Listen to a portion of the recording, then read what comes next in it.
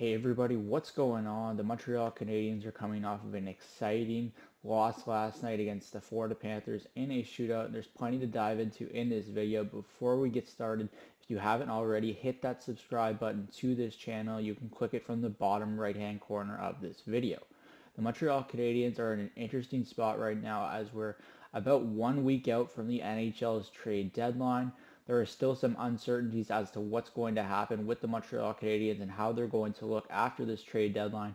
But with some of the trades we've already seen go down in NHL circles, it makes you wonder if the Montreal Canadiens are truly going to make another trade before the clock strikes 3 p.m. Eastern Time next Friday. With the Chris Tanev deal from Calgary to Dallas, it kind of limited what Montreal might be able to accomplish with a potential David Savard trade. Tanev going for a second round pick and a prospect doesn't really excite a lot of people, especially the Montreal Canadiens and their brass. You can be sure Kent Hughes, among other teams that are selling assets on their blue line, weren't exactly thrilled with the return that the Calgary Flames were able to get from the Dallas Stars. It kind of seemed like the Flames could have done a better job of waiting around a little bit longer, seeing what the market entailed as we got closer to the trade deadline. But it appears as though the Flames just got what they were looking for, got their asking price, and were willing to sell the asset before a potential injury occurred or he had to be held out of the lineup. So I think the Montreal Canadiens weren't exactly thrilled with what happened there between the Dallas Stars and Calgary Flames. It's hard to see the Montreal Canadiens moving David Savard for less than a first-round pick. A second-round pick potentially could be in the cards if it came with a prospect, but I don't see Ken Hughes and company being exactly enticed by that type of trade because they can just keep David Savard for another season and use him as an asset in the trade deadline next year, assuming that comes along, because he'll be on the expiring contract then, and that's typically more attractive to teams. You can see some being potentially interested in Savard, having him for this playoff run and next, but with a player that's a little bit older and has the history that Savard has, you might not be as comfortable having that extra year on the contract. So it really depends on how desperate teams get as we approach the deadline next Friday in terms of what we can expect for a potential return if David Savard is ultimately traded.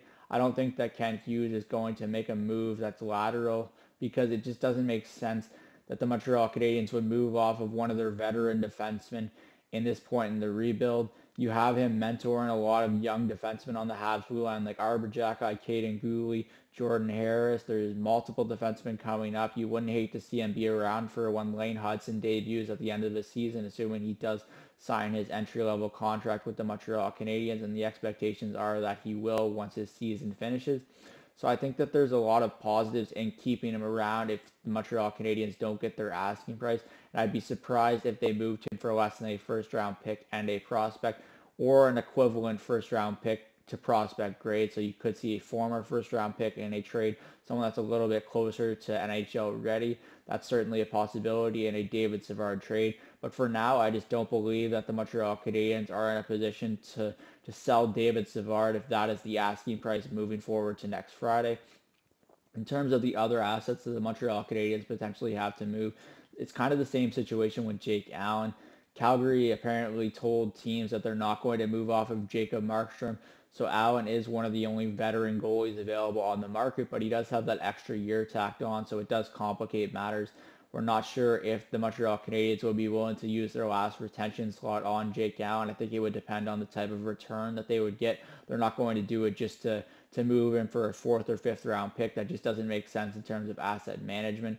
So I do believe we'll be keeping an eye on Jake Allen as well. But as of right now, I would say it's unlikely he's moved, but you never know. There are teams like the Colorado Avalanche, potentially the Edmonton Oilers, the New Jersey Devils that are looking for goaltending.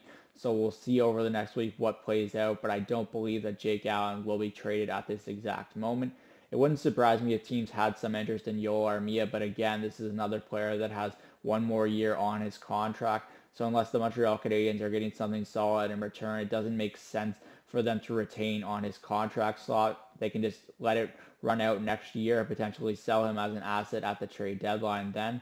So I do think that's another avenue they can look at. Same thing for a player like Jake Evans or Tanner Pearson. Pearson's salary right now is a little bit too high that it makes not really a ton of sense for other teams to inquire about him because he just it wouldn't be a big benefit to them to add him to their roster with where he currently stands in terms of his salary, and the Montreal Canadiens being unlikely to retain salary on him, given that the return would likely be low anyways. So I think that it could be ultimately a quiet trade deadline for the Montreal Canadiens approaching next Friday. It's already a big success considering they got a first round pick for Sean Monahan. But other than that, I don't think there's a lot to look forward to.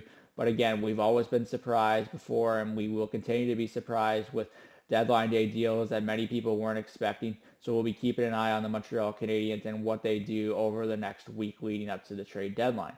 That's it for me today from Cook's Corner. Let me know in the comment section down below what potential deals you think, if any, the Montreal Canadiens will make before the trade deadline next Friday. I'm Zach Cook. We'll see you later.